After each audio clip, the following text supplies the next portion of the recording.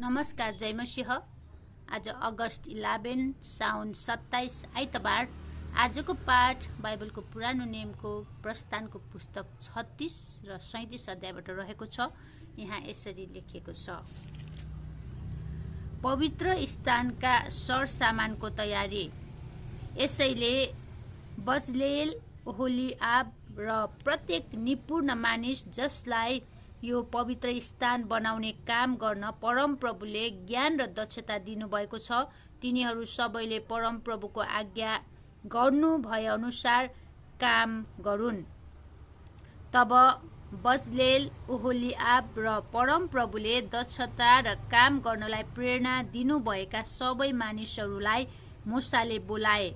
इजरायलीहरूले पवित्र स्थानको निर्माण कार्यको निम्ति जे ल्याएका थिए ती सबै भेटी तिनीहरूले मूसाको हातबाट लिए। मानिसहरूले बिहानै पिछे स्वेच्छाले अरू पनि भेटी ल्याउँथे। पवित्र स्थानका काम गर्ने सबै निपुण मानिसहरू आफ्नो आफ्नो काम छोडेर मूसा कहाँ आए र तिनीहरूले मूसालाई भने, परमप्रभुले बनाउनलाई आज्ञा गर्नुभएको कामको निम्ति चाहिएको भन्दा पनि औधी ज्यादा सामानहरू मानिसहरू ल्याउँदैछन्। तब मूसाले आज्ञा गरे र तिनीहरूले छाउनीभरि यो घोषणा गर्न लागे, पवित्र स्थानका भेटीको निम्ति अब कुनै पुरुष वा स्त्रीले अरू केही थोक नबनाओस्। यसरी मानिसहरूलाई अझै सामान ल्याउन मनाइ गरियो, किनकि निर्माण कार्यको निम्ति तिनीहरू कहाँ चाहिएको भन्दा ज्यादा सामान थियो। पवित्र वासस्थान।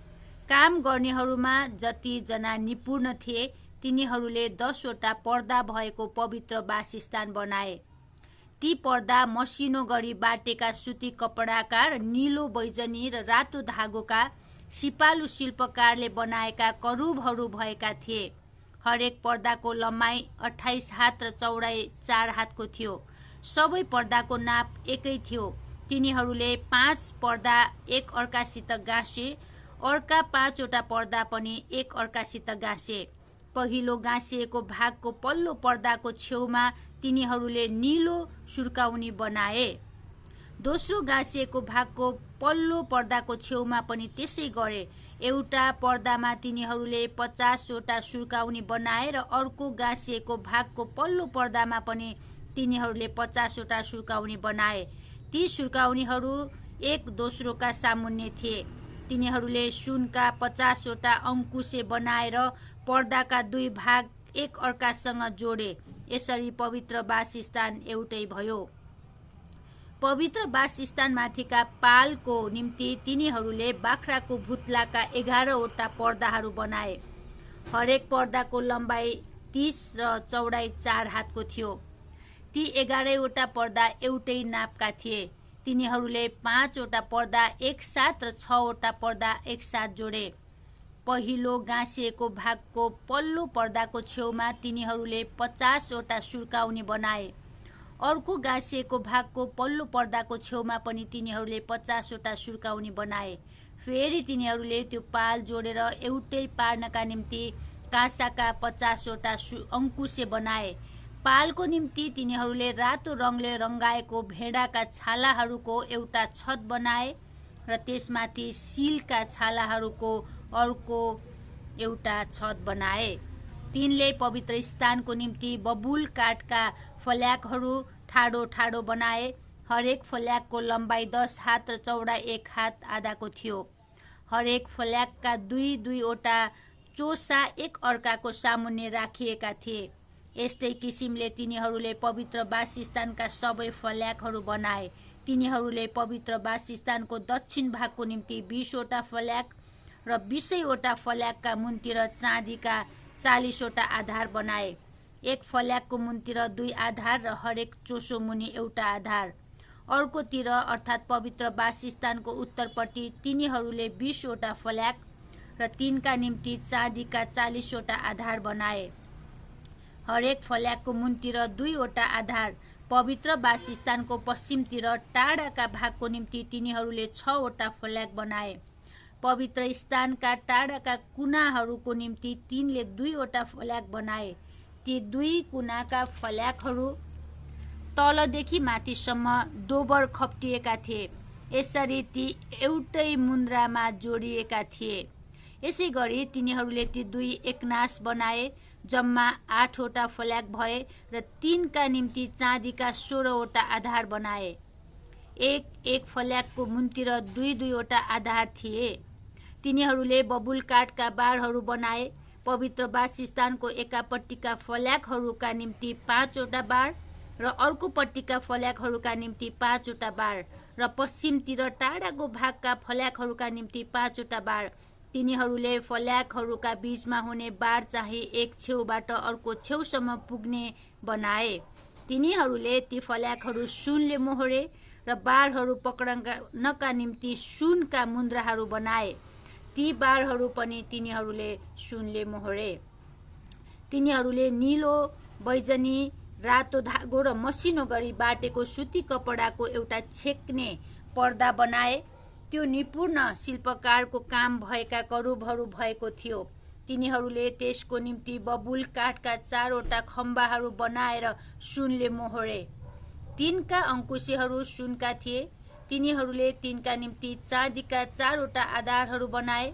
तिनीहरूले पालको ढोकाको निम्ति नीलो, बैजनी, रातो धागो र मसिनो गरी बाटेको सुती कपडाको बुट्टा भर्नेको काम भएको एउटा पर्दा बनाए। तिनीहरूले त्यसका 5वटा खम्बा 3का अंकुशेहरू समेत बनाए। तिनीहरूले खम्बाका टुप्पा र 3का फिता सुनले मोहरे र 3का 5वटा आधार काँसाका बनाए। 37 अध्याय गवाहीको सन्दुक। बजलेलले बबुल काठको सन्दुक बनाए। त्यसको लम्बाइ 2 हात आधा, चौडाइ 1 हात आधा र उचाइ 1 हात आधाको थियो।